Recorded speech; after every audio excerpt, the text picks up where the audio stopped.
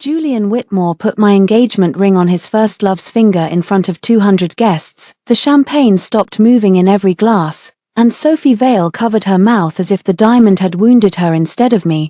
My fiancé looked at me across the ballroom and said, "Evelyn, do not make a scene." In my last life, those words had broken me. This time they steadied my hand. I lowered my eyes to the phone in my clutch. The camera was still recording, the ring box, the altered ceremony card. Sophie's trembling smile, Julian's hand wrapped around hers. Every second was saved. Then I took off the small pearl pin his mother had fastened to my dress that morning.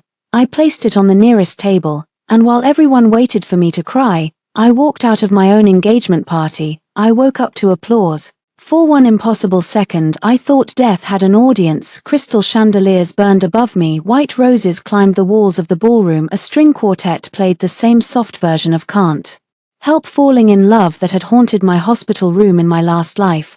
Then I saw the gold lettering above the stage, Evelyn Hart and Julian Whitmore, engagement celebration. My breath stopped. I knew this room, I knew the flowers, I knew the champagne towers, the ice sculpture shaped like two swans, the photographer crouching near the aisle to catch my reaction. I knew the exact second my life had split open. 6 years ago at this party, Julian Whitmore had humiliated me in front of every person who mattered to our families. 6 years later, after I had given him my inheritance, my contacts, my health, and the last quiet piece of my pride, I had died alone in a private clinic outside Geneva while he married the woman now standing beside him, Sophie Vale. She wore pale blue, not white, because she wanted to look innocent rather than bridal. Her fingers were pressed to her lips, tears shone in her eyes with the careful timing of stage lights. Julian stood in front of her with the velvet ring box in his hand, my ring box. The room was too silent now. People felt the wrongness before they understood it. His mother, Eleanor Whitmore, stiffened near the front row. My father's business partners exchanged quick glances. A few women lifted their phones but pretended they were checking messages. In my last life, I had been too stunned to move. I had stood beneath the flower arch, wearing the ivory dress Julian's mother chose, waiting for my fiancé to turn back to me. He never did. Sophie had whispered, "Julian, no. This is Evelyn's moment," but she had not pulled her hand away. Julian had said, "You deserve to know you were never forgotten."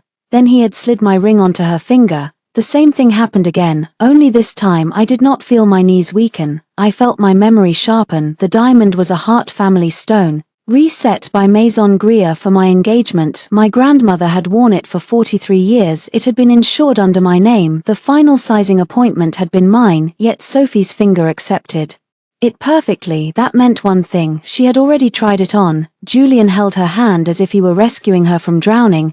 "I know this is sudden," he said, voice low but not low enough.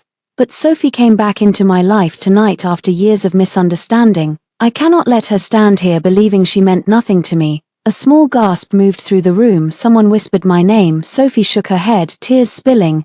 "Julian, please, Evelyn is your fiancé." His jaw tightened. He always loved when women begged him to be noble. It gave him permission to do whatever he wanted while sounding tortured. He turned to me. His eyes were exactly as I remembered, handsome, cold, impatient with any pain that inconvenienced him. "Evelyn," he said, "do not make a scene." There it was, the sentence that had ruled my first life. Do not make a scene when he forgot my birthday because Sophie had a panic attack. Do not make a scene when he used my family contacts to save his company, then thanked Sophie for believing in him. Do not make a scene when his mother asked me to sign over my shares before the wedding. Do not make a scene when I found Sophie's scarf in our bedroom.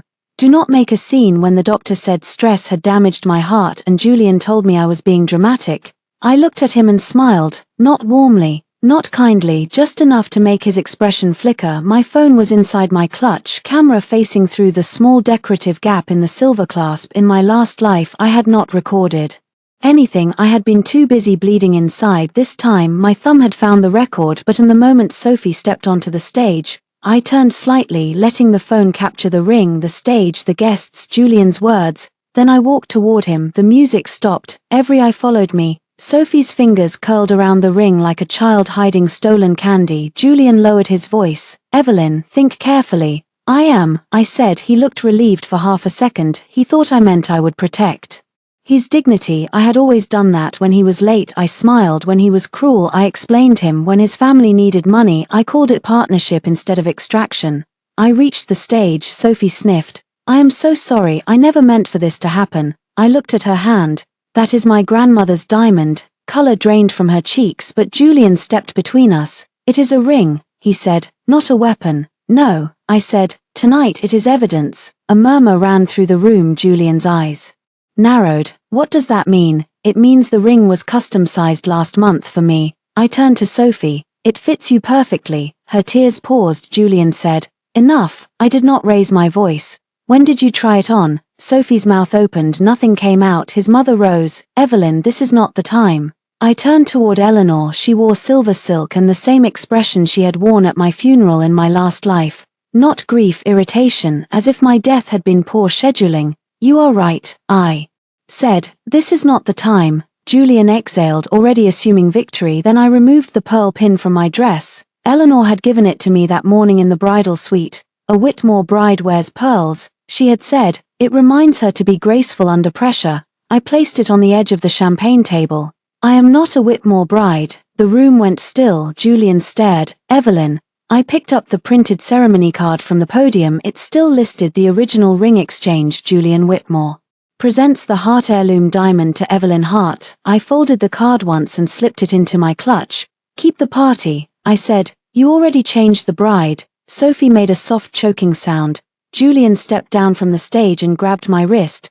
Do not walk away from me in front of everyone. His grip was warm, familiar. In my last life, that touch could have pulled me anywhere. Now it only reminded me how long I had mistaken possession for love. I looked at his hand until he released me. You made your choice in front of everyone, I said. I am simply respecting it. I walked toward the exit. Behind me, voices exploded. Did he really give Sophie her ring? Was that Evelyn's family diamond? Why would he do that tonight? Is the engagement off? Julian called my name once. I did not turn. Outside the ballroom, the hallway was colder. Staff members pretended not to stare. My reflection moved beside me in the mirrored wall. Pale but steady, ivory dress, bare throat, empty hands. I had worn the same dress in my last life and cried so hard in the women's restroom that my makeup ran down my neck. Sophie had found me there, knelt beside me and said, you are lucky, Evelyn. He chose duty with you. With me it was love. I had slapped her. That slap had become the story of the night. Not the ring, not the betrayal. My pain had become Julian's excuse this time. I gave them no tears to edit. I reached the valet stand and handed over my ticket. A young attendant looked at my dress, then at the noise behind me.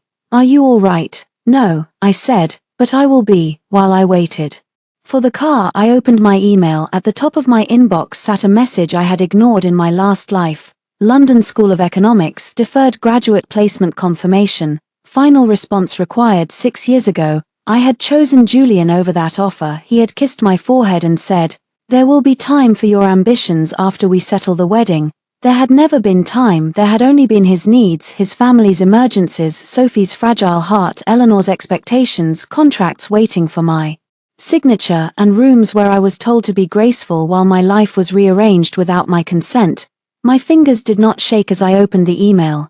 Dear Ms. Hart, we are pleased to confirm that your deferred placement may be reinstated if we receive written acceptance within 7 days. I typed one word, accepted. The valet brought my car around. Before I got in, my phone rang. Julian. I watched his name glow on the screen. In my last life, I would have answered before the second ring. This time I let it ring until it stopped. Then I sent the recording of the stage to my private cloud. As the car pulled away from the hotel, fireworks burst above the ballroom roof. Julian had ordered them for the moment he was supposed to kiss me as his fiancée. Red and gold light scattered across the windshield. I looked back once, not because I wanted him to chase me, because I wanted to remember exactly where I stopped dying for him. By midnight, Julian had called 17 times. By 1 in the morning, his mother had called 6. By 2, my father's assistant had received 3 messages from Whitmore Legal, all using phrases like temporary misunderstanding, family reputation, and urgent signature timeline. No one asked if I was hurt. That made leaving easier. I returned to the Hart house through the side entrance. The staff had waited up. Mrs. Bell, who had run our home since I was a child, saw my dress and pressed both hands to her mouth. Miss Evelyn, I am fine. I said I was not fine, but I was alive, and that was already more than I had been yesterday. Yesterday, the word had no meaning anymore. I had died at 34 with a hospital bracelet on my wrist and Julian's wedding announcement playing silently on the television mounted to the wall.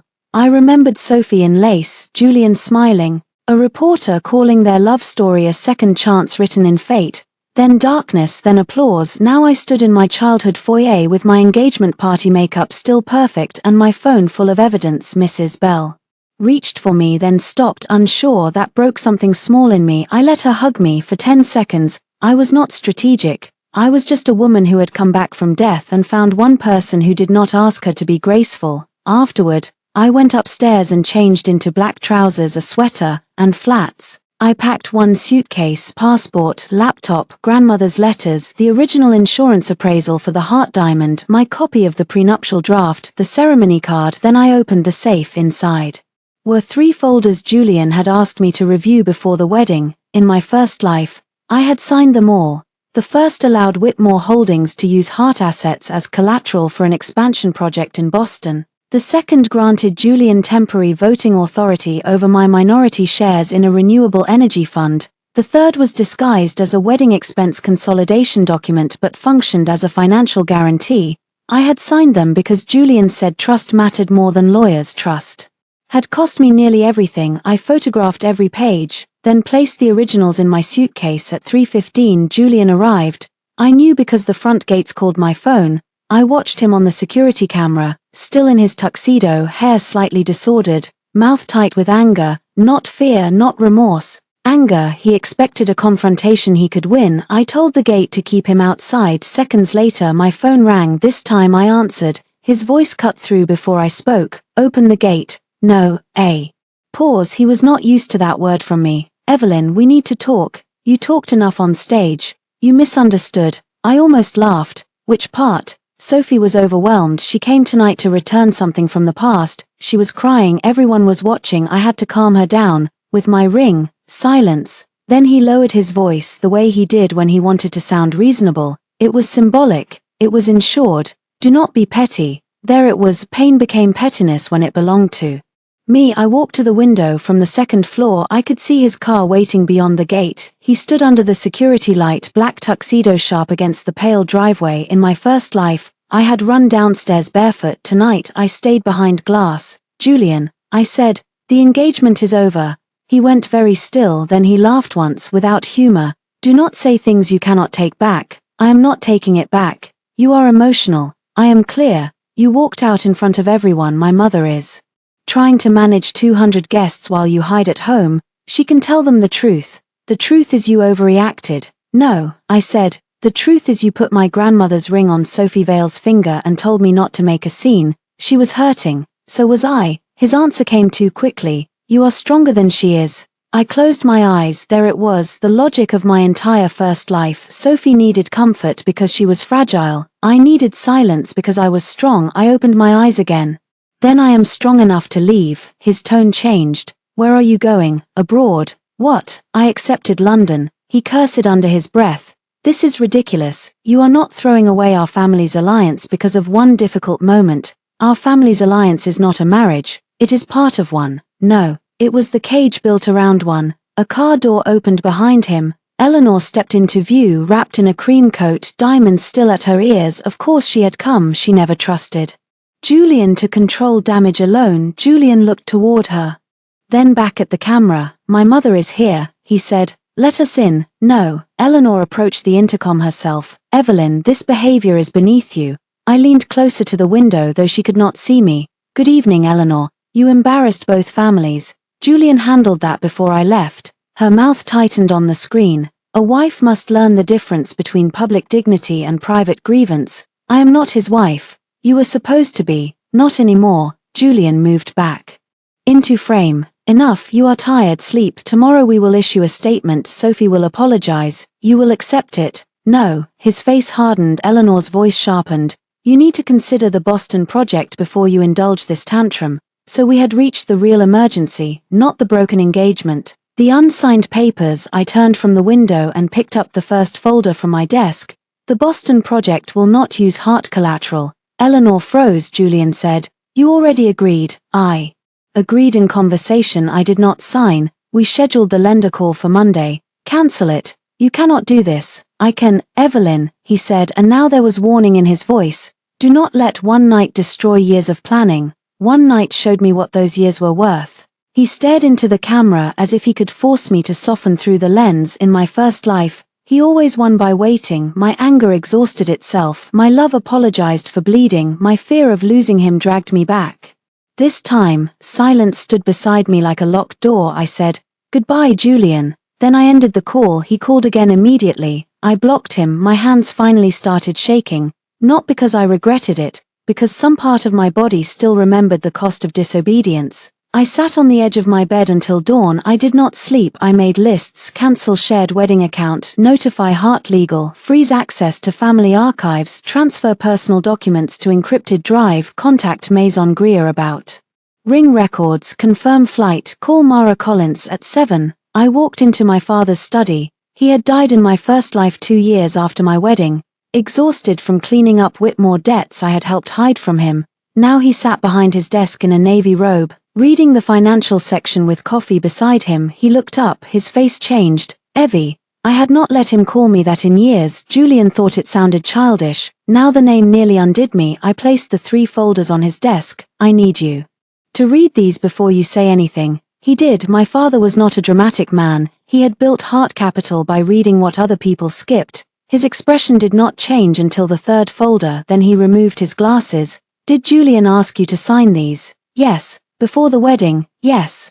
"Without independent counsel?" "Yes." The room went quiet. He looked older than he had yesterday and younger than he had at his funeral.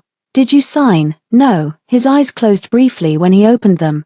They were clear. "What happened last night?" I handed him my phone and played the video. Julian's voice filled the study. "Evelyn, do not make a scene." My father watched the ring slide onto Sophie's finger. When the video ended, he did not speak for a long time. Then he said, "When is your flight?" "This afternoon." He nodded once. "Take the jet." I had prepared arguments, explanations, promises that I was not running away. I had not prepared for trust. My throat tightened. "Dad, you can decide later what you want to tell the world," he said. "But you are not staying here while they teach you to accept humiliation as duty." By 10, Hart Legal had sent notice freezing all pending marital asset discussions. By 11, the wedding account was closed.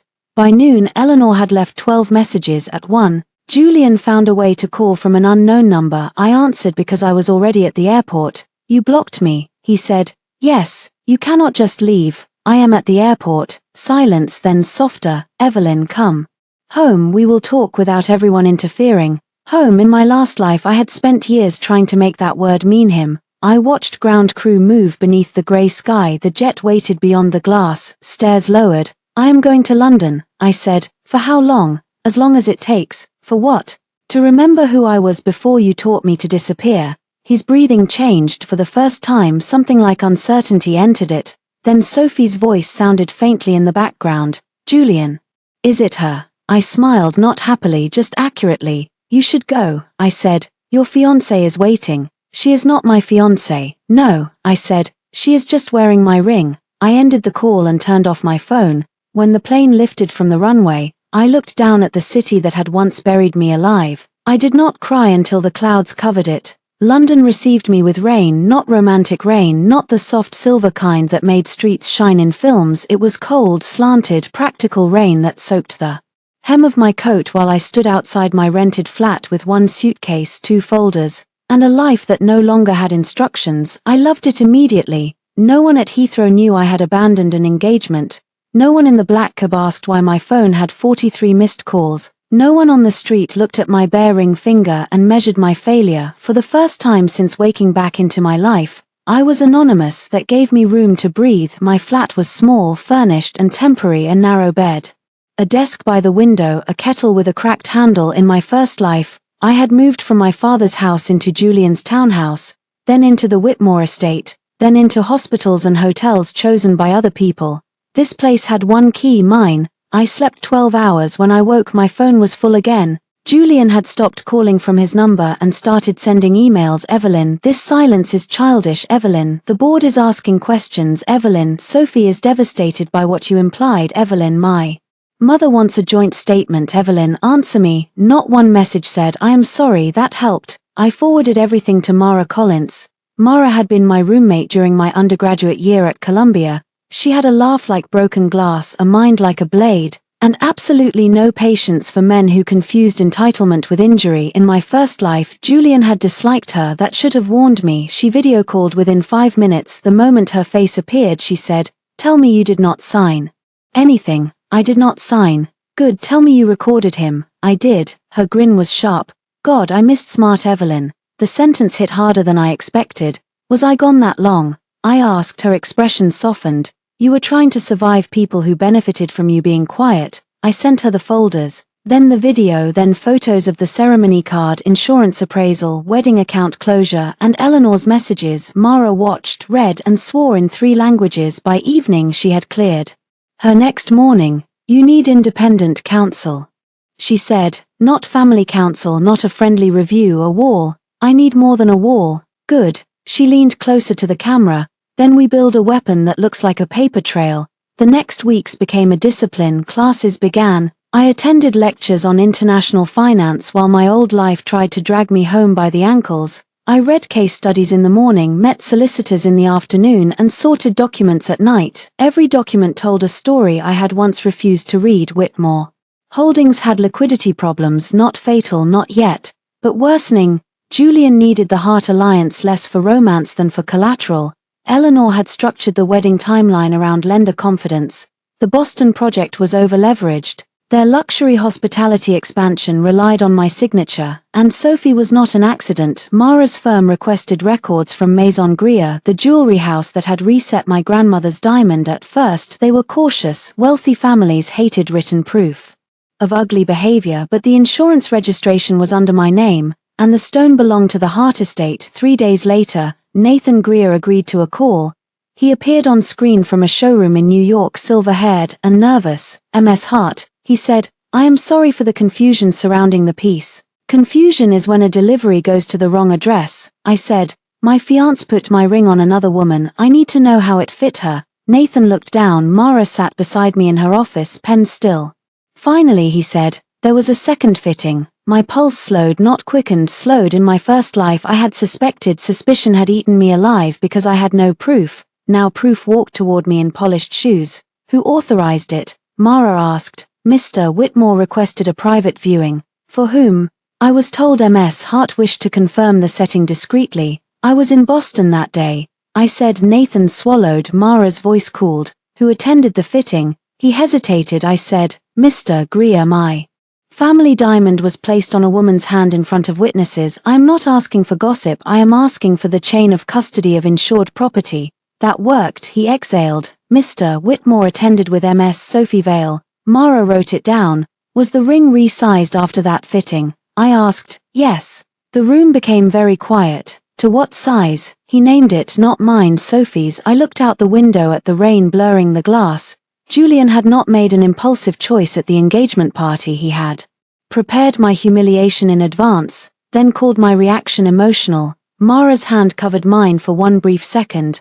I did not cry. I asked for the records. Nathan promised to send them through legal. That night, Julian sent flowers, white roses. The card read, "You have made your point, come home, Jay." I stared at it for a long time, then I carried the vase to the building lobby and left it beside the trash bins. The next morning tabloids ran a small item, "Whitmore engagement drama, sources say bride-to-be overwhelmed by return of groom's childhood friend." Sources, Sophie. The article painted her as gentle, me as unstable, Julian as torn between duty and kindness. It said I had stormed out after misinterpreting an emotional gesture. I sent it to Mara. She replied, "Want to respond?" I typed, "Not yet." In my first life I had responded immediately to every insult. Every lie dragged me into the mud where Sophie performed best. She cried, I defended. She trembled, I looked harsh. Julian protected her, I looked jealous. This time I waited. Silence. I was learning, had teeth when it was backed by documents. 2 weeks after my arrival, Mara found the next thread. A charity called the Vale Foundation had been launched 3 months before the engagement party. Its mission statement focused on young women recovering from emotional trauma. Sophie was listed as founder. That alone meant nothing. Then Mara sent me the donor packet. My name was on the advisory page. Evelyn Hart, Hart Capital philanthropic partner. I had never agreed. Below my name was a soft focus photograph of Sophie at a hospital window captioned, "Supported by families who believe healing should come before pride." Mara called immediately. "She is using your name for credibility." I stared at the packet. She did this before the party. Yes, so she expected access. Or Julian promised it. There it was again, not romance, infrastructure. Sophie did not merely want Julian, she wanted the doors attached to him and Julian, arrogant enough to think every woman in his life existed for his emotional convenience, had handed her mine. I opened my email and searched Sophie's name. Nothing. Then I searched Vale Foundation. One result, a forwarded invitation from Eleanor's assistant, sent 2 months earlier. "Mrs. Whitmore thought you might want to review this before the wedding. Since Sophie will remain close to the family and we want everyone comfortable." I remembered ignoring it in my first life. I had been too busy choosing flowers, too busy trying to prove I was not threatened. This time I downloaded everything. At midnight Julian called from another number. I answered because Mara wanted a record. The app was already recording. He sounded tired. "Evelyn, what do you need?" A pause. "Is that really how you speak to me now?" "It is how I speak to people who call from blocked numbers." He sighed. "I do not recognize you." "No, you recognize the version that stayed. Sophie did not leak that article." "I did not mention an article." Silence, a small, perfect mistake.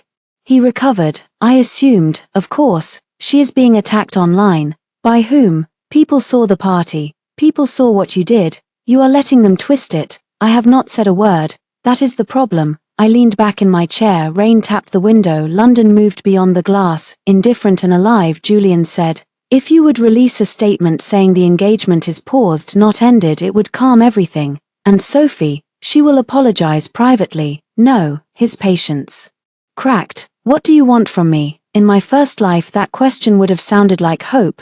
Now it sounded like annoyance at the price of damage control. "I want the ring returned to the Hart estate." I said. Another pause. Then, "That may be difficult." I smiled slowly. "Why?" "Sophie is attached to it." The absurdity was so clean it almost sparkled. "She is attached to my grandmother's diamond. She sees it as a promise." "So did I." He said nothing. I let the silence lengthen. Finally I said, "You have 7 days." "Or what?" "Or I let my lawyer ask instead." His voice dropped. "Do not threaten me, Evelyn." "I am not threatening you, I am notifying you." I ended the call. 3 minutes later he sent a message. "You are becoming cruel." I typed back for the first time, "No, Julian, I am becoming accurate." Then I blocked that number too. Julian's apology arrived through a lawyer. That was how I knew he was frightened. Not frightened of losing me, not yet. His ego was too large and my absence too new. He was frightened because my father had stopped answering Eleanor's calls. Hart Legal had frozen the collateral review, and lenders were beginning to ask why the supposedly unbreakable Hart-Whitmore alliance had no signed documents.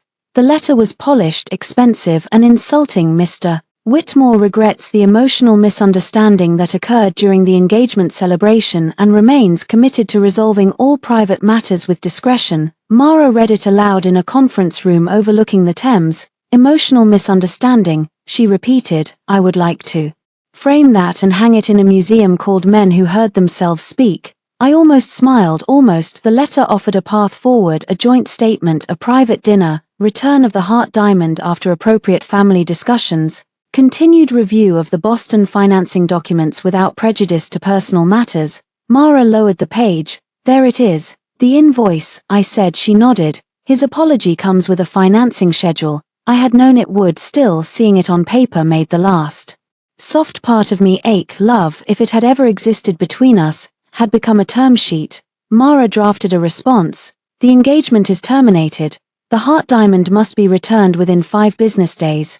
No Hart assets will be pledged to Whitmore Holdings. Any public statement implying reconciliation will be treated as false representation." I approved it. Then I went to class. That was the part no one tells you about leaving a life. The world does not pause for your transformation. You still buy groceries. You still learn new software. You still stand in line behind a man arguing about oat milk while your former fiancé tries to turn your heartbreak into an asset class. Routine saved me. Every morning I ran along the river. Every afternoon I studied. Every Friday I met Mara. Slowly I began to inhabit my body without waiting for Julian's mood to enter the room first. But the past did not release its grip gently. One evening after a lecture on sovereign debt, I opened my phone and saw Sophie's face on a Livestream. She sat on a cream sofa, hair loose, eyes red. The caption read, "Sophie Vale breaks silence. I never wanted to hurt anyone. I should have closed it. Instead I watched. I came back because Julian's father was ill," Sophie said softly. "I wanted to make peace with everyone. Evelyn and I were supposed to become friends." A host leaned forward with professional sympathy. "But people say you wore her ring." Sophie looked down at her hand. "My ring flashed under studio lights. She still had it. It was complicated," she whispered. "Julian and I had history. He wanted me to understand that I had mattered once. I told him it was wrong, I really did." The comments flooded with hearts. "Poor Sophie, she looks destroyed. Why is Evelyn silent if she is innocent? Rich girls always think they own men too." Then the host asked, "Have you heard from Evelyn?" Sophie's eyes filled again. "I hope she knows I forgive her." I laughed. "Once it startled me." Mara called before the live stream ended. "Tell me you are not watching." "I am watching. Do not throw anything expensive." "She forgives me." "Yes, I heard. Very generous of the woman wearing stolen property." "I want to respond." "I know, with everything." "I know that too." I stood by the window below. Umbrellas moved like dark coins across wet pavement. In my first life, Sophie's interviews had driven me mad. Every time she cried publicly, I bled privately. I sent long messages to Julian. I begged him to correct her. He told me not to feed the gossip. Later, I learned he had approved every interview. Now I said, "Not everything." Mara paused. "What are you thinking?" "Just enough." The next morning, Hart Legal released one sentence. The Hart family has requested the return of an heirloom diamond currently in unauthorized possession after an engagement ceremony that did not proceed. No names, no insults, the internet did the rest. Within hours, old photos of my grandmother wearing the ring circulated beside screenshots of Sophie's livestream. People zoomed in, compared settings, found the Maison Grier tag in a bridal magazine feature that had previewed my engagement jewelry. By evening, the story had changed. Why is Sophie wearing Evelyn's family ring?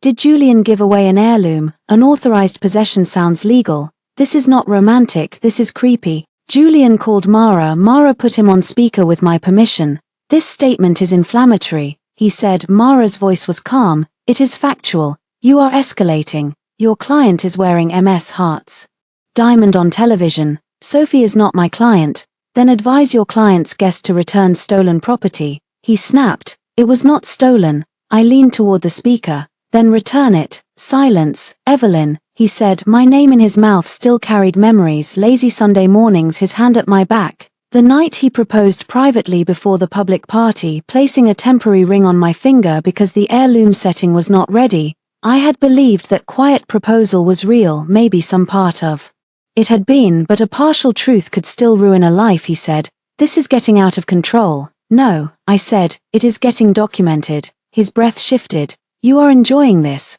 I am surviving it. You think humiliating Sophie will heal what happened. I think returning my property would be a start.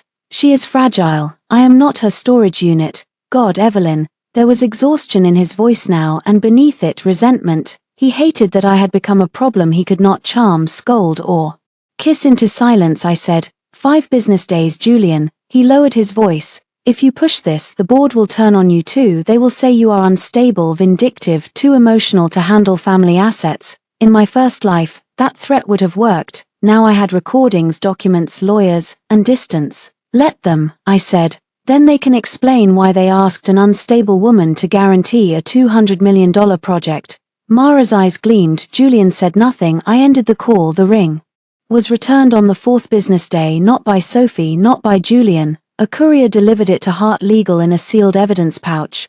When Mara video called me, she held up the confirmation. "Your grandmother is home." I thought I would feel triumph. Instead I felt grief. That ring had once meant family, continuity, a future. Julian had turned it into a prop. Sophie had turned it into a performance. Now it sat in a legal office, stripped of romance, tagged and photographed like a crime scene object. "Keep it in the vault," I said. "You do not want it sent here." "No." I looked at my bare hand. "I do not want to wear proof that I survived him." 3 days later, Whitmore Holdings sent a revised financing package.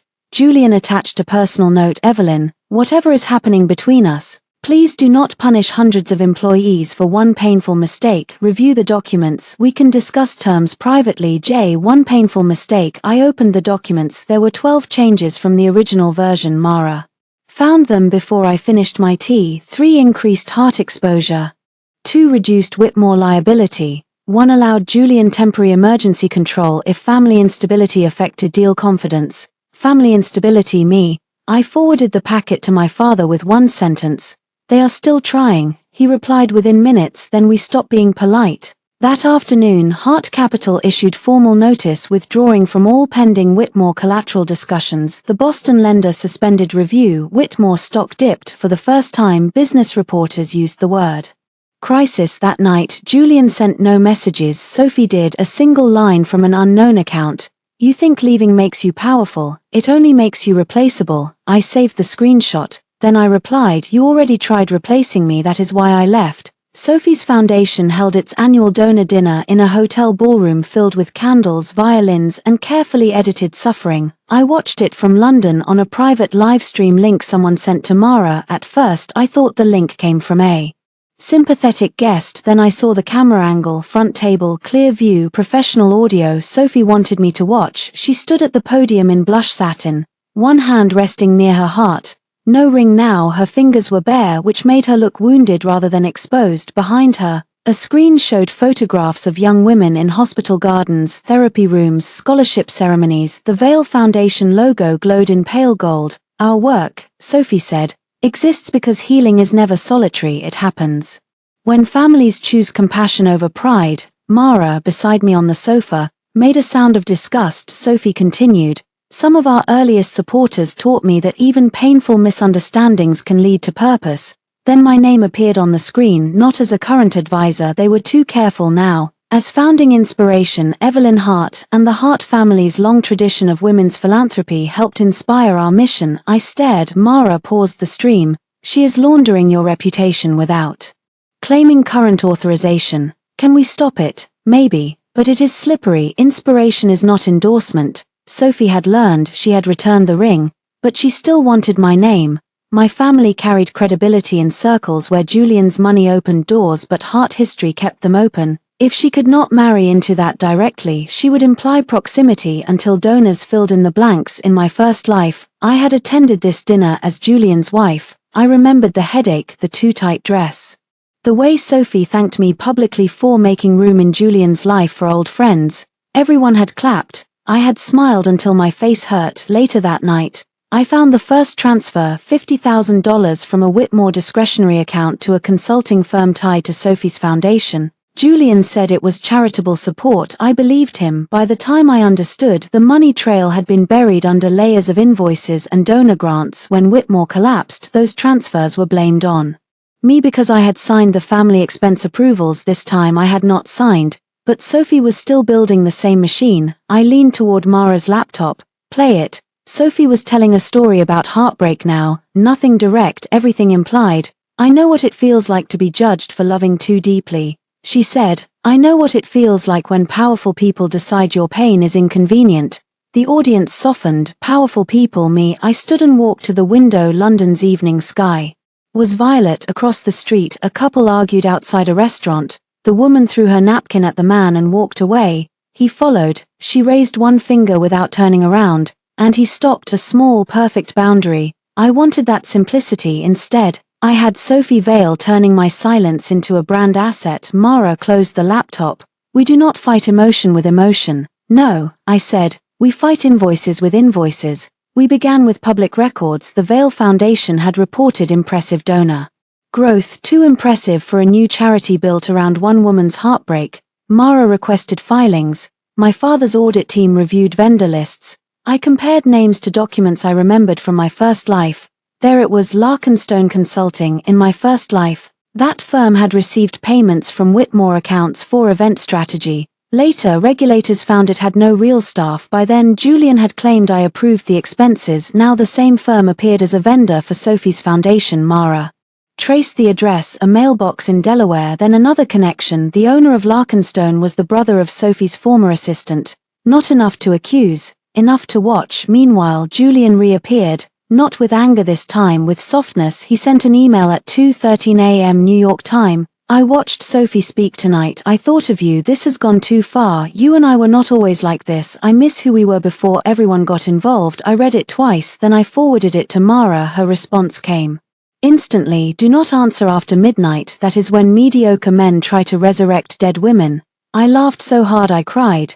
Then, because I was not yet as healed as I wanted to be, I read Julian's email again. You and I were not always like this. No, we had not been. There had been a time when Julian remembered how I took my coffee, when he stood outside my dorm in the snow because I had the flu and refused to miss an exam, when he told me I made every room feel less false. That was the cruelty of betrayal.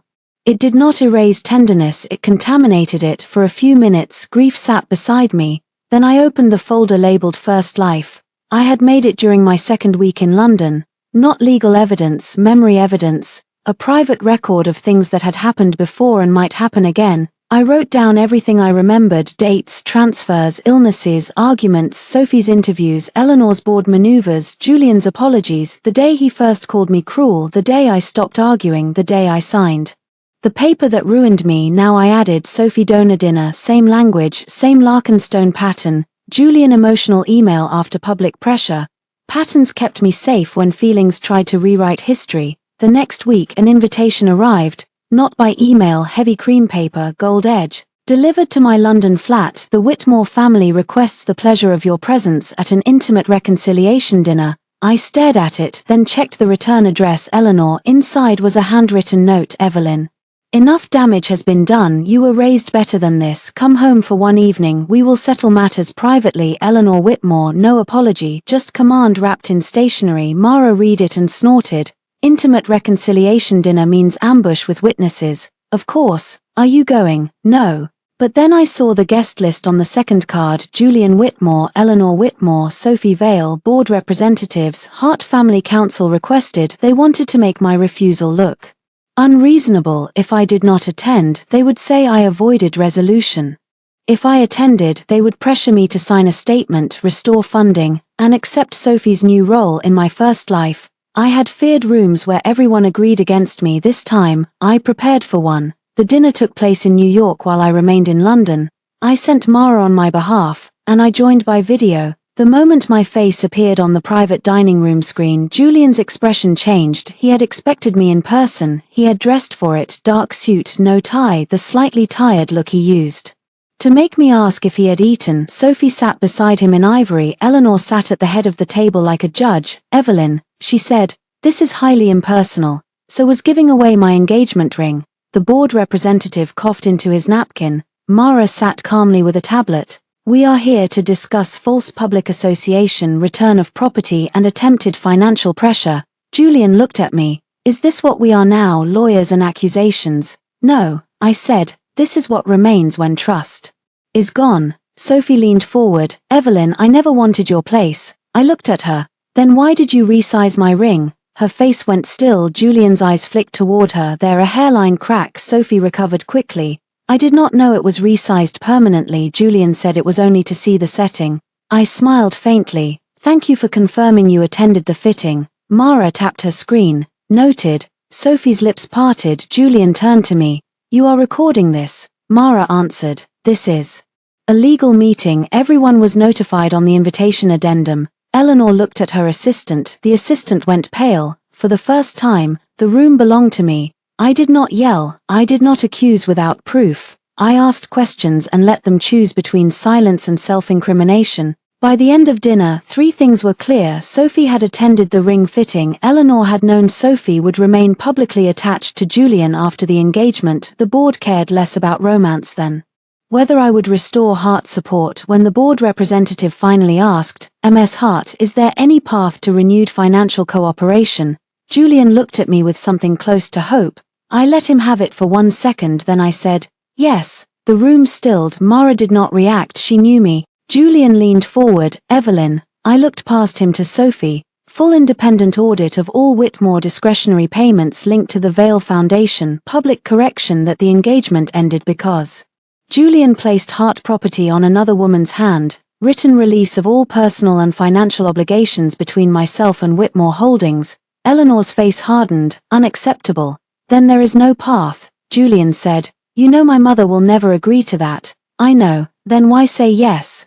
Because I wanted the minutes to show I was reasonable. Mara closed her tablet. The meeting ended 7 minutes later that night. Sophie posted a photo of herself looking out a rainy window, caption: "Some people choose revenge because forgiveness would reveal how empty they are. I saved it. Then I went to bed and slept perfectly. Power did not arrive like thunder. It arrived as a spreadsheet 6 months after I left. I sat in a glass office on the 26th floor of a building in Canary Wharf while my supervisor, Helena Voss, reviewed distressed hospitality assets across North America. Helena was German, elegant, and terrifying in the way only women who never apologized for competence could be. Terrifying." She slid a file toward me. "Whitmore Holdings," she said. "You know them." I looked at the name. My pulse did not jump anymore. "Yes." "Personal conflict, former engagement. Can you assess objectively?" "Yes." She watched me for a moment. "Men are rarely objective about women they failed. Women usually become forensic." I opened the file. Whitmore's Boston project had deteriorated after Hart Capital withdrew. They found bridge financing through a private lender at brutal terms. Construction delays followed, vendor disputes, cost overruns, a zoning challenge. Their public image remained polished, but underneath, debt had begun chewing through the walls. In my first life, I had saved this project twice, once with collateral, once with silence. Now Helena's fund was considering buying a portion of the distressed debt, not to rescue Whitmore, to control it. I read every page. The numbers were worse than I remembered. Julian had hidden more from me than I knew. Eleanor had moved liabilities between subsidiaries. Several personal guarantees were coming due. "This is unstable," I said. "Yes, but not worthless." Helena's mouth curved. "Continue. The land still has value. The hotel license has value. The problem is leadership and leverage. If we buy the debt at a discount, we can negotiate control rights when they breach covenants. And will they breach?" I turned a page. "They already have twice. The lender has not enforced because they are waiting for another investor." Helena leaned back.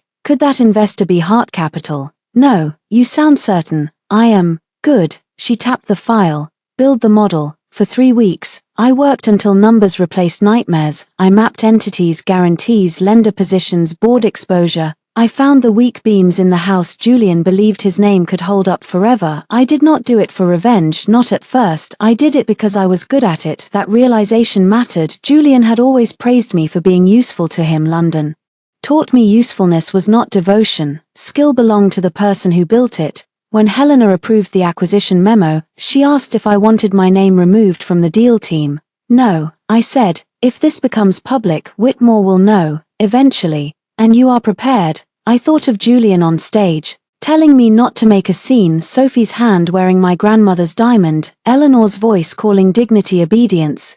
Yes, the fund acquired the debt through an affiliate. Whitmore did not know. I led the analysis. Not yet. Around the same time Julian and Sophie became publicly inseparable, their story changed shape.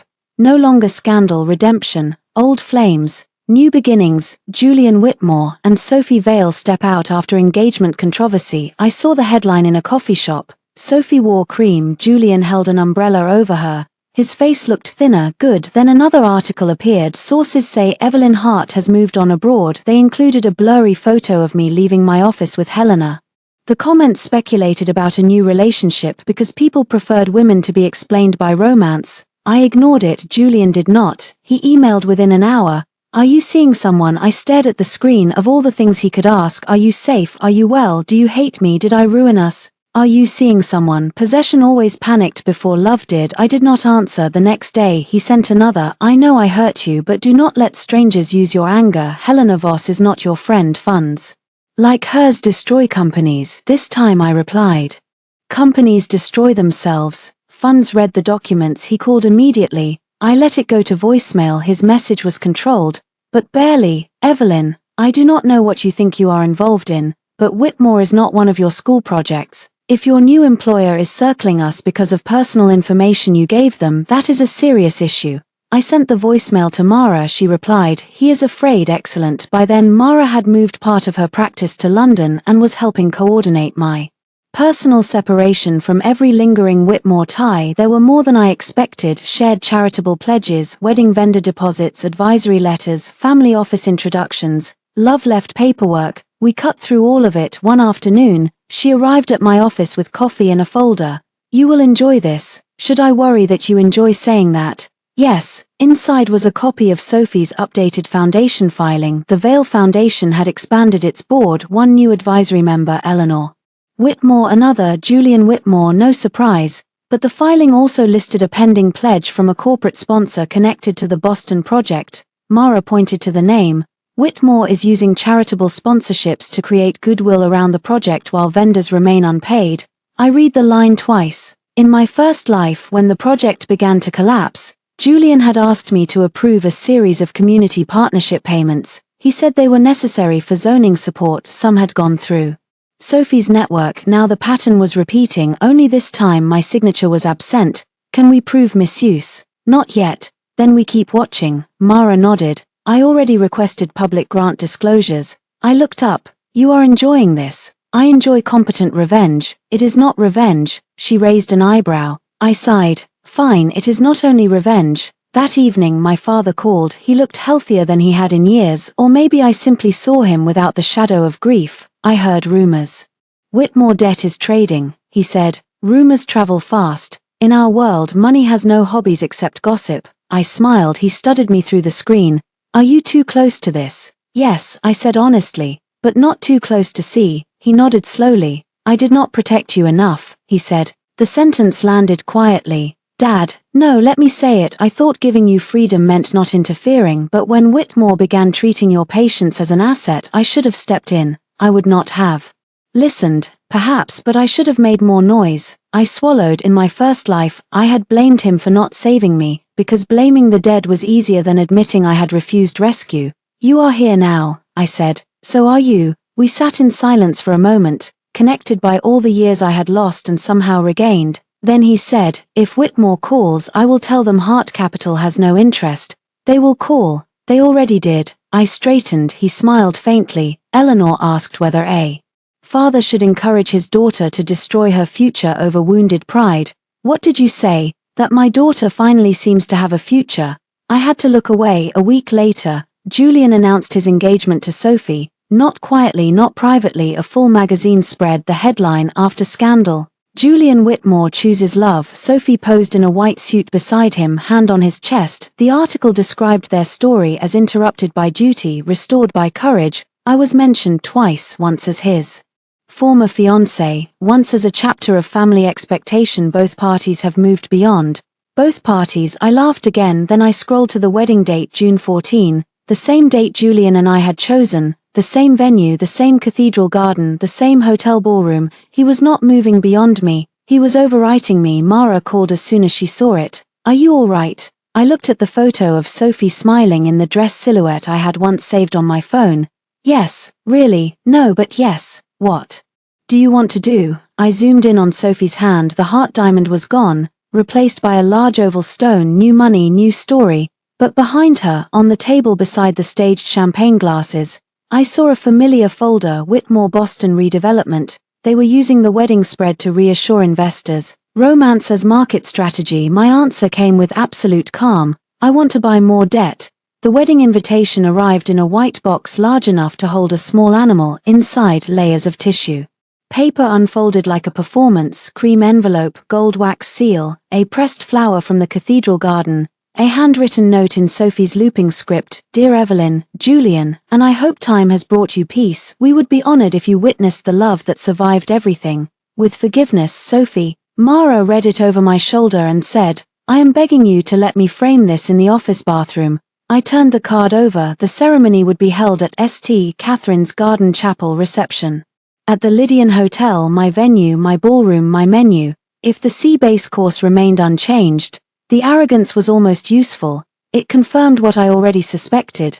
They did not merely want to marry, they wanted to declare that my place had been successfully reassigned. "What does Julian's note say?" Mara asked. "There is no note from Julian." Coward. No note, but his fingerprints were everywhere. The date, the venue, the guest list, the family crest embossed beside Sophie's new monogram. He wanted me to know he had continued the life planned with me, only with a woman he preferred. In my first life, this invitation would have destroyed me. In this life, it gave me a deadline. June 14. I called Helena.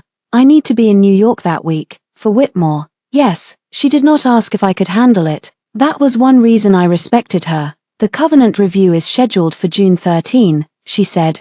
Their council requested remote attendance. Move it. To when? June 14 morning, same hotel as the reception if possible. A pause, then Helena laughed softly. You are learning. No, I am remembering. The next month became a tightening wire. Our fund's affiliate had acquired enough Whitmore Boston debt to trigger enforcement discussions if the next payment failed. It failed on May 22. Whitmore requested a waiver. We asked for disclosure, they delayed. We asked again. Meanwhile, Sophie's foundation announced a partnership with a children's hospital tied to the Boston redevelopment district. Good press, convenient timing. Mara's audit contacts found inconsistencies in the foundation's vendor payments. Not criminal proof yet, but enough to raise questions.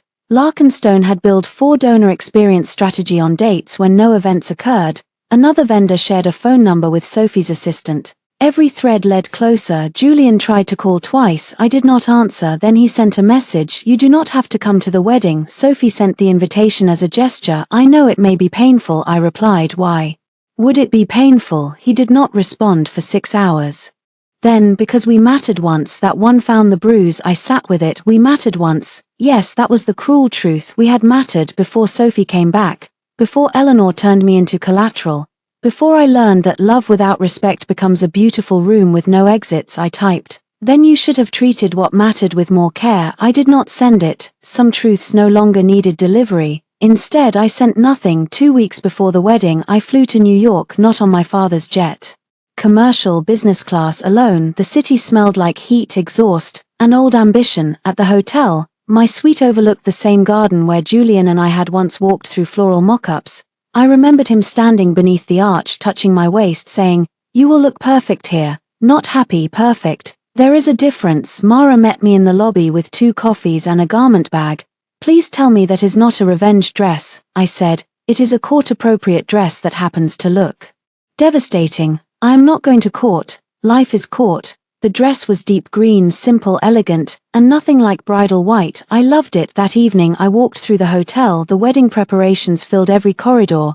White roses again, gold chairs, crystal candles, staff carrying crates of champagne. For a moment, memory and present overlapped so sharply I had to stop. In my first life, I had walked these halls as a bride-to-be, desperate to be chosen. Now I walked them as the creditor. Representative no one recognized. Near the ballroom entrance I heard Sophie's laugh. I turned. She stood with 2 bridesmaids and a planner, wearing a silk robe embroidered with future Mrs. Whitmore. Her hair was pinned loosely, face fresh, diamond earrings catching the light. Julian stood a few steps away on his phone. He saw me first. Everything in him changed. The phone lowered, his shoulders went still, his eyes moved over my face, my dress, my empty hand. For 1 second the hallway disappeared, then Sophie followed his gaze. Her smile froze. "Evelyn," she said, recovering first. "You came. I was invited." Julian walked toward me. "I did not think you would." "I know." His mouth tightened at the edges. "Can we speak?" Sophie's hand slipped into his arm. "We have rehearsal." He looked at her hand as if it surprised him. "Good." I said, "No need, I am here for business." Sophie laughed lightly. "At our wedding hotel?" "Yes." Her eyes sharpened beneath the sweetness. Julian said, "What business?" "Tomorrow's covenant meeting." He stared, then understanding began to move across his face, slow and unpleasant. "You, part of the advisory team?" Sophie's grip on his arm tightened. "What does that mean?" Julian did not answer her. He looked only at me. "You work for Voss Meridian?" "Yes." "They bought our debt?" "Yes." His face lost color. Sophie looked between us. "Julian." I almost pitied her. Almost. She had wanted my place, but she had never understood all the machinery beneath it. The wedding planner approached, nervous. "Mr. Whitmore, we need to confirm tomorrow's ceremony timing." Julian ignored her. "You should have disclosed your conflict," he said. "I did to my employer." "You should have disclosed your covenant breaches to your lenders." A bridesmaid gasped softly. Sophie's expression hardened for 1 unguarded second, then she smiled. "Evelyn, surely you did not fly across the ocean to punish Julian on his wedding day?" "No," I said. "I flew across the ocean for a meeting. Your wedding day is just poor scheduling." Julian stepped closer and lowered his voice. "Do not do this." I looked at him. The last time he said those words, I had been standing in a ballroom while he held Sophie's hand. "Do what?" "Turn everything ugly. You keep mistaking exposure for damage." His jaw tightened, Sophie said, softly enough for the others to lean in. I hope one day you find peace. I looked at her left hand, new oval diamond, platinum band, slightly loose, probably rushed. What size is that one? Her face flickered. Julian noticed. I smiled. Relax, I am sure this one was meant for you. Then I walked away. Behind me, Sophie whispered. What did she mean? Julian did not answer that night. Someone slipped an envelope under my hotel door. Inside was a photograph, me leaving Helena's office months earlier. On the back, one sentence, people will believe you did this because you could not let him go. I placed it on the desk, then I checked the hallway camera, nothing visible from my room. Fine, I took a photo, sent it to Mara, and added it to the folder labeled Wedding Week. Mara replied, she is scared. I looked out at the garden where workers were building Sophie's altar over the bones of mine. Good, I thought she should be. The rehearsal dinner was held in the hotel's private courtyard beneath strings of warm lights. I had no intention of attending. Then Eleanor Whitmore sent a bottle of wine to my suite with a card. Since you are already here, do not skulk in corridors, join us with dignity. I read it twice, then I changed into Mara's green dress. If Eleanor wanted dignity, I would bring documents. The courtyard went quiet when I entered, not fully. Wealthy people rarely allow silence to look accidental. But conversations thinned, forks paused, heads turned away again. Sophie sat at the center table in ivory. Of course, Julian beside her, Eleanor across from them, board members scattered among relatives and donors, the wedding doing double duty as investor theater. My seat was not prepared. That was fine. I had not come to sit. Julian stood immediately. Evelyn, Sophie's smile sharpened. This is a private dinner. Your invitation said you would be honored if I witnessed the love that survived everything. A few people glanced down at their plates. Eleanor set her glass down. If you are here to disrupt another family event, you will prove every concern we have had. I turned to her. I am here because you asked me not to skulk. Her mouth closed. Small victories mattered. Julian came around the table. Walk with me. No, please. That word sounded strange from him. I studied him. He looked tired in a way expensive grooming could not hide. The last months had carved faint lines around his mouth. I wondered if he missed me or missed the ease of being loved by someone who solved problems before he named them. Sophie rose. Julian, our guests are waiting. He did not look back. 5 minutes, he said to me. No, I repeated. Anything you want to say can be said here. The courtyard held its breath. Julian lowered his voice anyway. I did not know about the debt purchase until yesterday. That sounds like a problem with your reporting process. This is not a game. It never was. His eyes searched mine, and there it was again, that old arrogance disguised as intimacy. He believed there had to be a hidden door back into me, a tone, a memory, a sentence that would make me soften. I know I hurt you, he said. Sophie's face changed, so did Eleanor's. Julian did not seem to notice. I handled that night badly. A laugh almost escaped me. Badly, like he had spilled wine. You planned that night? No. I opened my clutch and removed a single page. Maison Grier fitting record. Sophie Vale, private appointment. Julian Whitmore present. Size adjustment authorized. I handed it to him. His eyes moved down the page. The courtyard blurred around us. He read slowly, then looked at Sophie. She had gone very still. You told me it was temporary, he said. Sophie stood. Julian, not here. I took the page back before he could decide to keep it. He turned to me. I did not authorize the final resize. But you brought her to the fitting. His silence answered. I said, you let her put on my grandmother's ring before our engagement party. It was complicated. No, it was intimate. That is why you hid it. A murmur moved across the tables. Sophie walked toward us, eyes bright with warning. Evelyn, you have made your point. How many times do you need to punish us? Until the truth becomes easier for you than the performance. Her smile vanished. Eleanor rose. Enough, this is grotesque. I looked at her. So was calling me unstable while asking me to guarantee your son's project. A board member turned toward Eleanor. There it was, the dinner's real audience. Eleanor's voice went cold. You are making serious allegations. I am quoting emails. Mara stepped into the courtyard then, perfectly timed, wearing black and carrying a slim briefcase. Julian's expression tightened. Of course. Mara smiled. Good evening. Sophie whispered to Julian. Why is she here? Mara answered for him. Because Ms. Hart no longer enters rooms designed to trap her without counsel. A few guests looked away. The shame was shifting. I felt it move, subtle but real. For years, Julian's world had made me feel excessive for naming pain. Now their own guests were watching them understand the architecture of it. Julian rubbed a hand over his face. Evelyn, tomorrow is my wedding.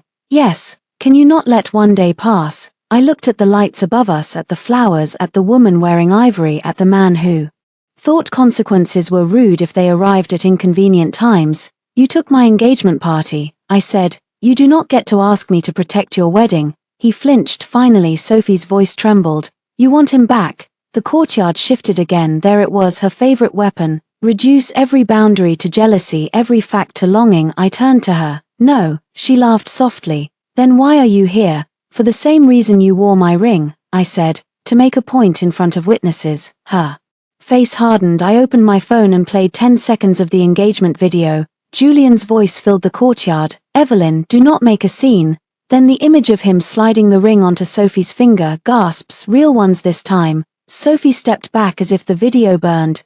Julian stared at the screen, face ashen. In the months since that night, the story had blurred in public memory. Sophie's tears had softened it. Julian's silence had dignified it. My absence had allowed them to rewrite it, but video had no manners. It showed the truth exactly as it happened. I stopped the clip. That, I said, was the last family event I protected for you. No one spoke. Then an older woman near the back, one of Eleanor's oldest friends, said quietly, that was Evelyn's ring. No one answered. They did not have to. I turned to leave. Julian followed me into the hallway. This time Sophie did not stop him. Evelyn, I kept walking. Please. That stopped me, not because I wanted to hear him, because once that word would have been enough to make me forget myself. I turned. He stood beneath the hotel lights, hands empty. I did not understand what that night did to you. He said, no, you understood. You just thought I would survive it quietly. His face tightened with pain. Real pain maybe, but real pain did not erase real harm. He said, if I could go back, I did. The words slipped out before I could stop them. He frowned. What? I met his eyes. In another life I had begged for that impossible chance to go back, to choose myself before loving him became a slow suicide. Now here I was, and he would never understand the miracle he had wasted. Nothing, I said. I walked to the elevator. He did not follow. Inside my suite, Mara opened the briefcase. Ready for tomorrow. I looked at the white file box on the desk. Inside were the ring records, the engagement video, the financing documents, foundation filings, vendor inconsistencies, Sophie's threatening messages, and the anonymous photo slipped under my door. Yes, I said, outside. The hotel glittered for a wedding. Inside, I slept with the calm of a woman who had finally stopped attending her own execution. At 1:42 a.m. someone tried to enter my suite. The electronic lock beeped once. Then again, I was awake before the third attempt. In my first life, fear had made me freeze. I had waited for doors to open, phones to ring, men to decide the shape of my disaster. Now I moved. I took my phone from the nightstand, opened the security app Mara had installed, and started recording. Then I stepped silently into the small entry hall. The handle turned, stopped. A whisper came from outside. Try it again. Male voice, young, nervous, then a woman's voice, low and furious. She said the documents are in the room. Sophie, of course. I almost smiled. The fourth beep sounded. The override failed. Mara had changed my hotel access after the envelope incident, removing all staff master permissions except emergency security. Sophie must have bribed someone for an old keycard. I called hotel security then. I opened the door. Sophie stood in the hallway wearing a pale robe beneath a camel coat, hair loose, face bare. Beside her was a hotel staff member holding a keycard, eyes wide with panic. For one absurd second we all stared at one another. Then I said, looking for something. The staff member stepped back. I was told. Quiet. Sophie snapped. That helped the recording. I leaned against the doorframe. You should save that tone for tomorrow's vows. Sophie's face twisted. Without makeup, without audience, without Julian's protective gaze, her softness disappeared. She looked older, not in years, in hunger. You think you are so clever, she said. I think you are trespassing. You have no idea what you are doing. I know exactly what you are doing. She stepped closer. Julian is marrying me tomorrow. Yes. Not you, I noticed. Her eyes flashed. Then leave us alone. The words were so nakedly hypocritical that I almost felt tired. You wore my ring, I said. You used my name. You sent me invitations and threats. You built your wedding on my date in my venue with my family's former vendors. But I am the one who will not leave you alone. The staff member looked like he wanted to sink into the carpet. Sophie lowered her voice. You should have stayed gone. Why? Because people liked you better as a sad story. There it was, the truest thing she had ever said to me. In my first life, she had needed me broken. A jealous wife made her tragic, a sick woman made her victorious, a dead one made her love story clean. This time I was alive in the hallway. Recording. Security arrived in under 2 minutes. Sophie changed instantly, tears gathered, shoulders curved, voice softened. I was worried about her, she told the guards. She seemed unstable at dinner. I thought she might hurt herself before the wedding. The staff member blinked. I held up my phone. Would you like to hear the part where she said people liked me better as a sad story? Sophie's tears stopped. Mara came out of the adjoining suite in a black robe, hair pinned perfectly as if she had been waiting for a courtroom to form in the hallway. I represent MS Hart, she said. We will need the access logs, the keycard authorization history, and the name of whoever approved this employee's entry attempt. The head of security straightened. Of course. Sophie looked at the guard, then at Mara, then at me. For the first time she looked afraid without performing it. Julian will hear about this, she said. I hope so, I replied. He did. At 2:17 a.m. Julian appeared in the hallway in a dark sweater and trousers, hair damp as if he had just showered. His eyes moved from Sophie to the staff member to the security guards to me. What happened? Sophie ran to him. She is twisting this. I handed my phone to Mara, who played the recording. Try it again, she said. The documents are in the room. People liked you better as a sad story. Julian's face changed with each sentence. Sophie clutched his arm. I was scared. She has been trying to ruin us. He looked at her. Why were you at her door? She was going to destroy the wedding. Why were you at her door? He repeated. Silence, a small fatal silence. I watched him see it, not all of it. Julian had spent too long protecting his own illusions to drop them in one night. But a crack opened. Sophie saw it too. She stepped back from him. You are taking her side. He closed his eyes. Sophie, that was all, just her name, but for a woman who had built her power on being chosen instantly, hesitation was betrayal. She turned on me. This is what you wanted. No, I said.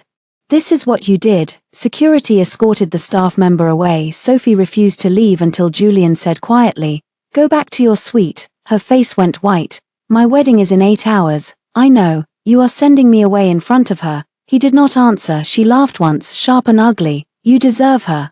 Then she walked down the hall alone. Julian remained. Mara looked at me. I nodded. She returned to her suite but left the adjoining door open. Julian and I stood facing each other in the quiet hallway. For the first time since my return to New York, he looked less like an adversary than a man watching a room burn and realizing he had locked himself inside. He said, how long has she been doing things like this? I almost pitied him. Almost. Long enough. Why did you not tell me? I stared at him. The old Evelyn would have answered with a wound. I did tell you. You never listened. You chose her. You made me beg for basic trust. The woman I had become did not need him to validate the record. I did, I said. You called it jealousy. He flinched. I did not know about the foundation. He said, you signed its advisory filing. My mother's office handled it. You are very committed to not reading things before they damage people. His mouth tightened. A fair hit. He knew it. He looked toward Sophie's vanished path.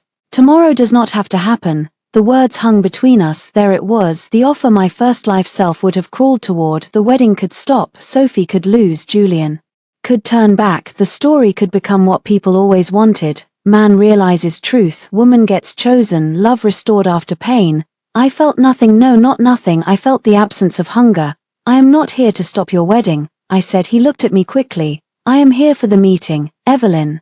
Marry her or do not. That choice belongs to you. The consequences belong to both of you. He stepped closer. And us. There is no us. Pain crossed his face, and this time I believed it, but belief was not forgiveness. He said, I missed you. I know. That is all you have to say. No, but it is all I owe you. His eyes shone, though no tears fell. Julian Whitmore did not cry where mirrors could catch him. I was angry when you left, he said, then embarrassed. Then I told myself you would come back once you calmed down. When you did not, I thought you wanted me to chase you. I wanted you to respect me before chasing became necessary. He looked down. I wondered if he understood at last that losing someone did not begin when they left. It began the first time they were forced to explain why pain mattered. From the adjoining room, Mara cleared her throat loudly. A reminder, a rescue. I stepped back. Good night, Julian. He looked at the door between us. Will you be at the ceremony? Yes. His face tightened. I wish you would not. I know. I closed the door, then I leaned against it and breathed until my hands stopped shaking. because strength was not the absence of feeling, it was refusing to let feeling drag me back into the fire. Sophie wore white like a verdict. The chapel garden was full by noon. Sunlight fell through arched branches onto rows of gold chairs. White roses wrapped the altar. A string quartet played the same melody from my engagement party, softer now, as if volume could make repetition innocent. I sat in the back row, not hidden, not central, present. Mara sat beside me with the white file box at her feet. Guests whispered when they saw me, some with pity, some with fascination, a few with discomfort because they had laughed at stories that now looked less safe. At the front, Julian stood in a black morning suit. He looked toward the aisle, then toward me only once, but once was enough for Sophie to notice. She appeared at the garden entrance on Eleanor's arm. That was another message. Eleanor had chosen the replacement publicly. Fine, let witnesses gather around their own choices. Sophie's dress was beautiful. I could admit that. Lace sleeves, clean train, pearl veil. She moved slowly, eyes bright, mouth trembling in a careful imitation of overwhelmed joy. When she reached Julian, he took her hand. The officiant began, "Dearly beloved, we are gathered here today." Words blurred. I looked at the altar I had once chosen. The arch had been adjusted, but the bones remained. Same garden, same stone path, same fountain behind the last row. In my first life I had married Julian here 1 year after the engagement scandal. Sophie attended in pale grey and cried during our vows. I spent my wedding night comforting him because seeing her upset had shaken him. Memory can be obscene. The officiant reached the vows. Julian unfolded his paper. His hand shook. That surprised me. I spent years believing love was something fate owed me. He began. Sophie smiled, then his eyes flicked toward me again. Her smile faltered. "I hurt people with that belief," he said. Eleanor's head turned slightly. Sophie squeezed his hand. "Julian," she whispered, barely audible. He looked back at her. Whatever he saw there closed his face. He folded the paper. "I am sorry," he said. For one wild second I thought he would stop it himself. Then Sophie spoke quickly, loudly, brightly. "Julian and I have survived misunderstanding, judgment, and cruelty, but love is choosing each other when the world tries to tear you apart." There it was. She would drag the ceremony forward by force if she had to. The officiant hesitated. Sophie turned toward him with a smile sharp enough to cut glass.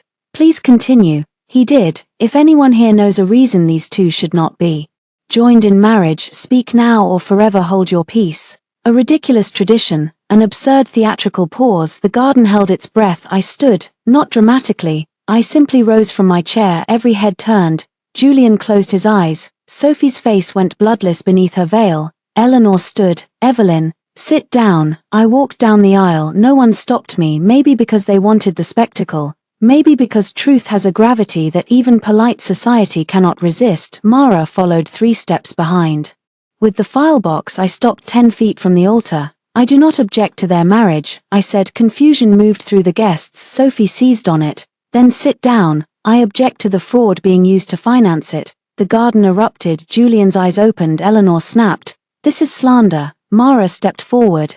"All statements today are supported by documents." I looked at Sophie. In this same family's previous engagement ceremony, Julian Whitmore placed my Hart family diamond on Sophie Vale's finger. For months, both of them allowed the public to believe I overreacted to an emotional misunderstanding. I opened the file. Here is the Maison Grier record showing Sophie attended a private fitting before that party. Mara handed copies to the nearest row. "Someone passed them on." Sophie whispered. "Stop."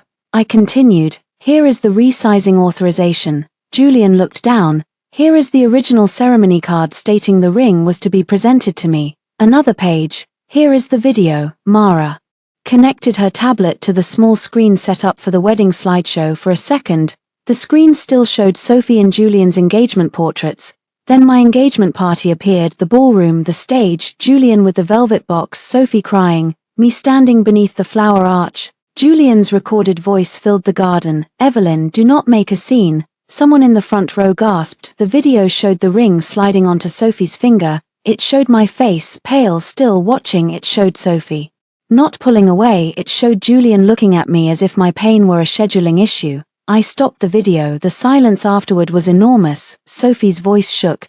"This is cruel." "No," I said. "This is context." I turned to the guests. "For over a year, my name has also been used directly and indirectly to support the Vale Foundation and Whitmore-related fundraising. I did not authorize that association. Mara passed another set of documents. Here are the foundation materials listing me as an advisory figure without consent. Here are vendor payments currently under review. Here are the overlapping addresses and related parties. Here are messages from Sophie Vale threatening me after I requested return of my family property. Sophie's mother began crying in the second row. Eleanor looked at Julian. Did you know? He did not answer. That answer was enough. Sophie stepped forward, Vale trembling. She is doing this because she cannot stand that you chose me. I looked at Julian, then back at her. No, Sophie, I am doing this because you both kept using what belonged to me after I walked away. I reached into the file box and removed a small velvet case. Not the original ring box, a plain evidence case. I opened it. My grandmother's diamond flashed in the sun. The garden stirred. Julian stared at it as if seeing a ghost. I held it out. This was returned through counsel after public pressure. It will never be worn by either of us again. I am placing it into the Hart family trust this afternoon. I closed the case. Unlike some promises that one will be legally binding, a few people looked away to hide smiles. Sophie's face crumpled. Julian, say something. He looked at her, then at me. I am sorry, he said. The words came too late, too small, too public. Sophie waited for him to defend her. He did not. The first real crack in her control split across her face. She turned on him. You said she would not matter after today. A ripple moved through the garden. Julian's expression darkened. Sophie. You said once we were married the investors would calm down. Another ripple, louder. Eleanor's face sharpened. Mara's pen moved. Sophie realized too late what she had said. I almost thanked her. Instead, I opened the final folder. That brings us to the second reason I am here. Eleanor's voice was low. Do not. I looked at her. You should have said that to your son at my engagement party. Then I turned toward the wedding guests, many of whom were also donors, investors, or board allies. As of this morning, Voss Meridian's affiliate has declined Whitmore Holdings' waiver request regarding the Boston redevelopment debt. Enforcement options will proceed. No Hart assets will support the project.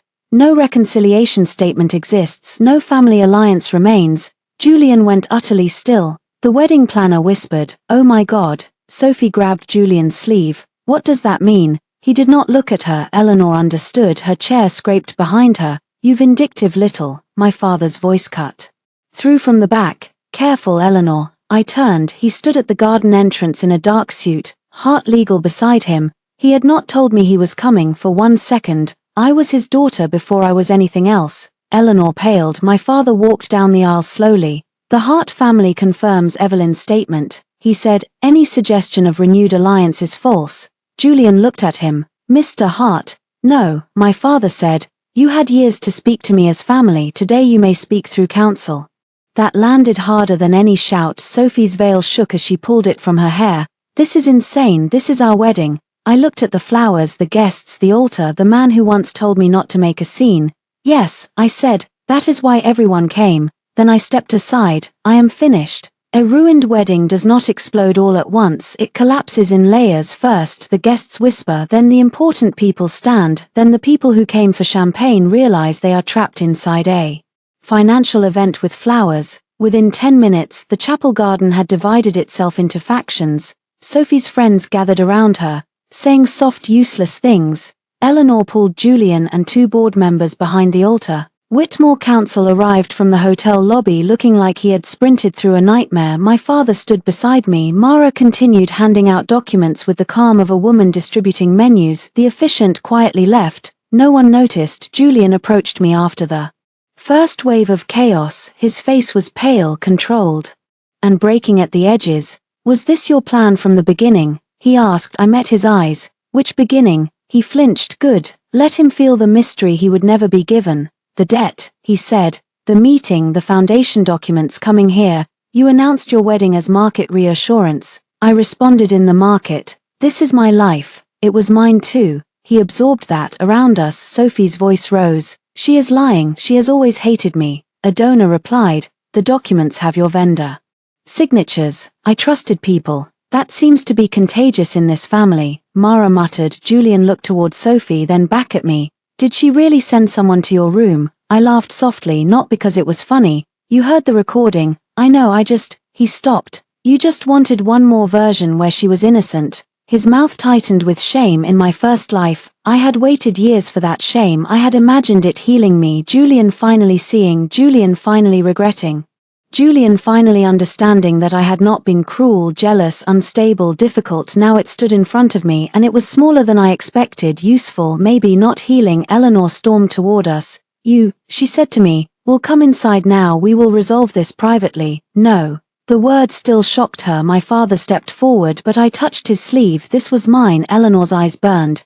"Do you understand what you have done?" "Yes, you have damaged a project that employs hundreds." Julian damaged it when he hid covenant breaches and tied investor confidence to a wedding narrative. A board member behind her looked at Julian. Eleanor lowered her voice. "You were almost my daughter." "No," I said, "I was almost your collateral." Her face changed. "That hit bone." She said nothing for 3 seconds, then, with cold precision, "You benefited from our name too. I was engaged to your son. I was not fed by your family. I fed your family's credibility." Mara coughed delicately. "And liquidity." My father almost smiled. Eleanor looked at him. "You raised her to be ruthless." He replied, "No, you taught her the necessity." That silenced even Julian. Across the garden, Sophie suddenly pushed through the bridesmaids and marched toward us. Her veil was gone, her perfect hair had loosened, mascara darkened the corners of her eyes. "You think you won," she said. I turned. "I think the ceremony is delayed." Her laugh was sharp. "Julian will fix this. Eleanor will fix this. Men like your father will make a deal. That is what families like yours do. You make ugly things disappear."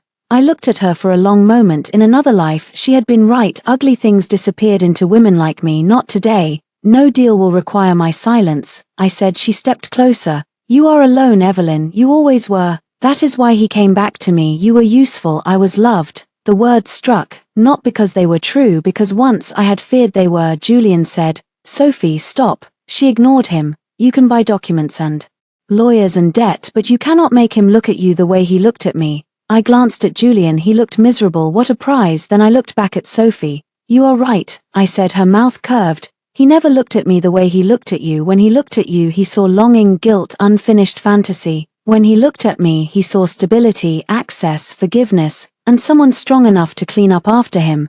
Julian closed his eyes. I continued. "I confused being needed with being loved. That was my mistake, but do not confuse being chosen with being safe. He chose you in front of me today. He hesitated in front of you. That is the kind of man you fought for." Sophie slapped me. The sound cracked across the garden. My father moved. Julian moved. Mara moved fastest, stepping between us as security rushed forward. I touched my cheek. It stung. Sophie's chest heaved. For 1 second, triumph flashed in her eyes. She thought she had finally made me look like the scene. I smiled. "Thank you," I said. Her expression faltered. Mara turned to the nearest security guard.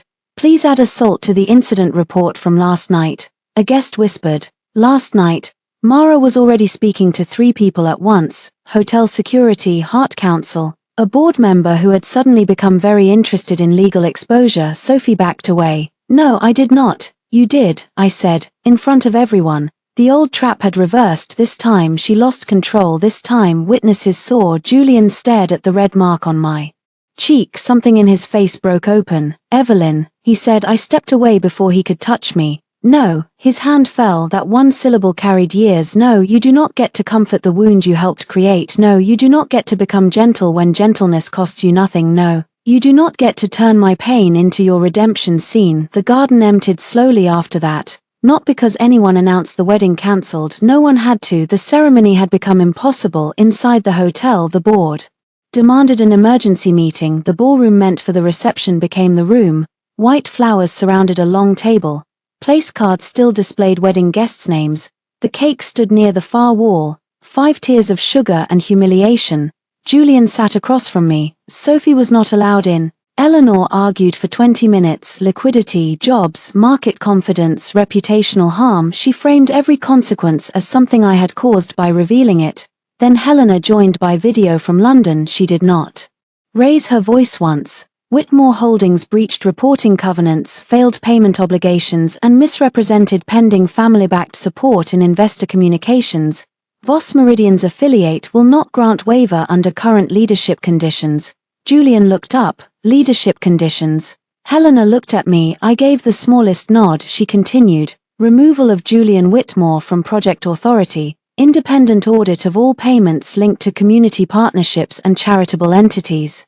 Replacement financial oversight, full disclosure to all creditors. Eleanor slammed her hand on the table. Absolutely not. A board member cleared his throat. Eleanor, he said, we may not have a choice. Julian stared at him, the first betrayal from inside his own house. Then another board member spoke. If we refuse, enforcement proceeds, Mara added, and the foundation issue becomes part of discovery. That did it. Eleanor sat back. Julian looked at me across the table, not angry now, lost. You knew this would happen. I knew what could happen if you kept lying. I did not lie about everything. No, I said, just enough. He swallowed. The vote took less than an hour. Julian was removed from direct authority over the Boston project pending audit. Eleanor lost temporary control over related financial committees. The Vail Foundation partnership was suspended. Disclosure notices would be issued by morning. Sophie's wedding flowers watched all of it. When it ended, Julian remained seated. Everyone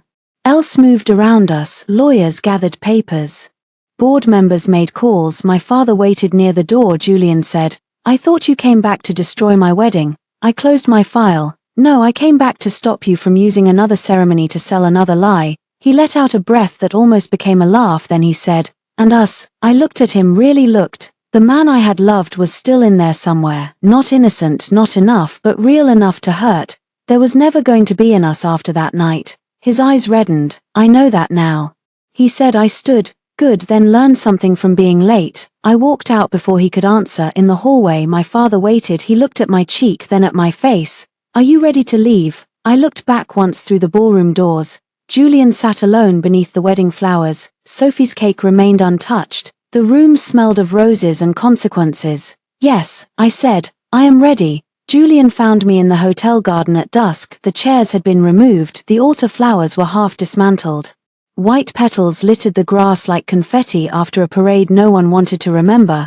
I stood near the fountain with the velvet evidence case in my hand.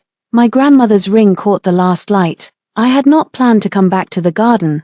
But after the board meeting, after statements and signatures and security reports, I needed one quiet minute in the place where two versions of my life had collided in one. I had married Julian here and called it victory because Sophie cried in this one. His wedding to Sophie collapsed here and I felt no victory at all, only release. Julian stopped a few feet away. He had changed out of his morning suit jacket. His shirt sleeves were rolled up. He looked less like a groom than a man returning from a disaster site. For once, he did not begin with my name. He said, Sophie left. I looked at the fountain. Where? I do not know. Do you care? He was quiet. Yes, he said eventually, but not the way I thought. That was probably the most honest thing he had said in years. He came closer, slowly, as if approaching a wounded animal. I almost told him I was not wounded anymore. Then I decided the distinction did not matter. My mother is furious, he said. The board is worse. The foundation will be investigated. Yes, I may lose my position. Yes.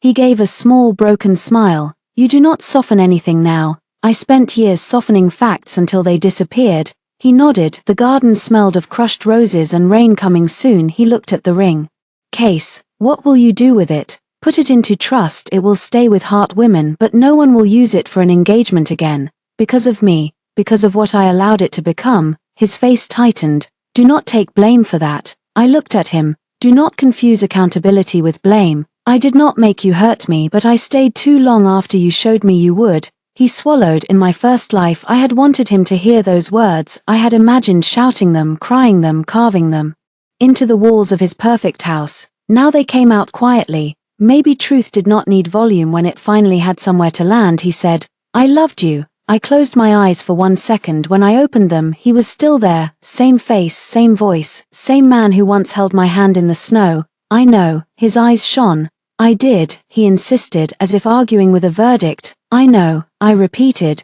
But you loved me in the way careless people love useful things. You noticed my absence only after the room got harder to manage. That broke something in him. He looked away for a long moment. We listened to workers dismantle the reception tent beyond the hedges. Then he said, if I had chosen differently that night, you did not. But if I had, I thought of applause, the ring, Sophie's hand, my own death in another country, the miracle of returning, the plane lifting over New York, London rain, Mara's laugh, my father's voice saying I finally had a future.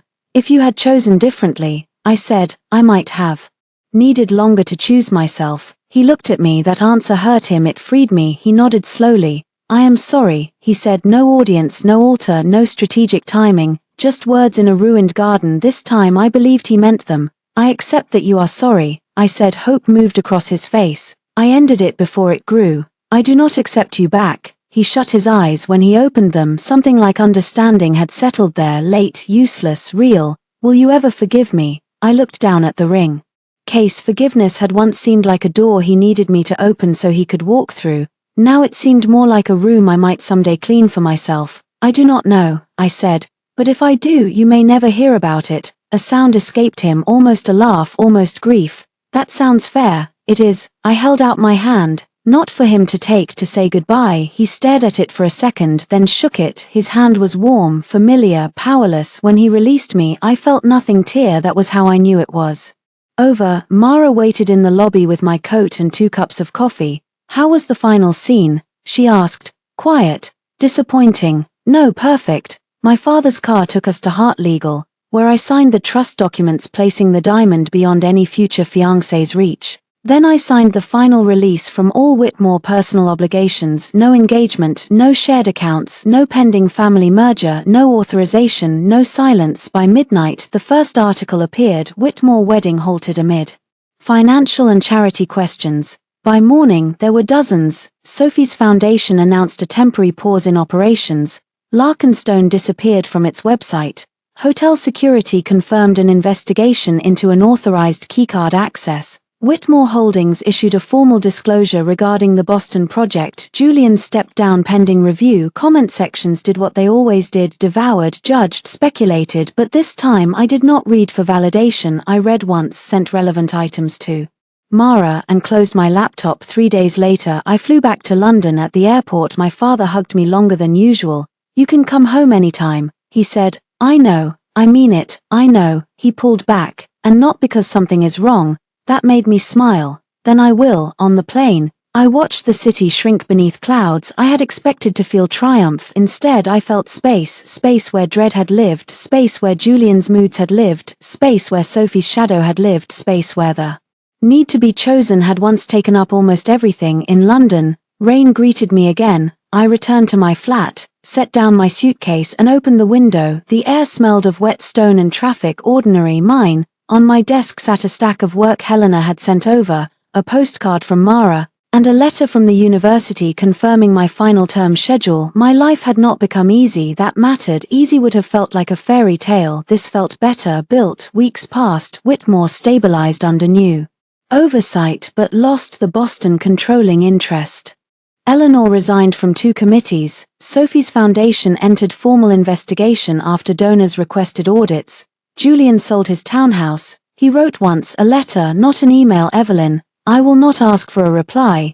I am learning that love without respect becomes entitlement. I am sorry it took losing everything to understand what you tried to tell me when you still cared enough to explain. Jay, I read it at my kitchen table, then I placed it in a drawer, not the evidence folder, not the memory folder, just a drawer. Some things did not need ceremony. A year after the wedding that did not happen, Maison Grier held a private exhibition of heirloom jewelry redesigned for modern ownership. My grandmother's diamond appeared in the final room, unset from any engagement band, placed in a simple pendant frame. The label read, "The Heart Diamond, Private Family Trust," redesigned as a symbol of inheritance, not possession. I stood before it in a black dress, champagne in hand, and thought of the girl under the flower arch. The girl who believed being chosen by Julian Whitmore would prove she was loved. I wanted to tell her that one day the ring would shine without him. Mara appeared beside me. You know, for someone who claims not to enjoy revenge, you look very peaceful near that diamond. I am not enjoying revenge. What are you enjoying? I looked at the pendant glowing beneath museum lights. Return. She smiled. Across the room, my father spoke with Helena. Mrs. Bell had flown in and was crying discreetly near the canapes. People moved around me, but no one owned the space I stood in. My phone buzzed. A news alert. Sophie Vale had reached a settlement with foundation donors. Julian Whitmore had accepted a non-executive advisory role outside the family company. Eleanor had sold the estate where I was once supposed to live. The past was not dead, but it had lost authority. Mara glanced at my phone. Anything interesting? No. I turned it face down, then I walked toward the next room where no one waited to choose me. Forgive me, use me, or rename my silence as grace. For the first time in 2 lifetimes, I belonged entirely to myself.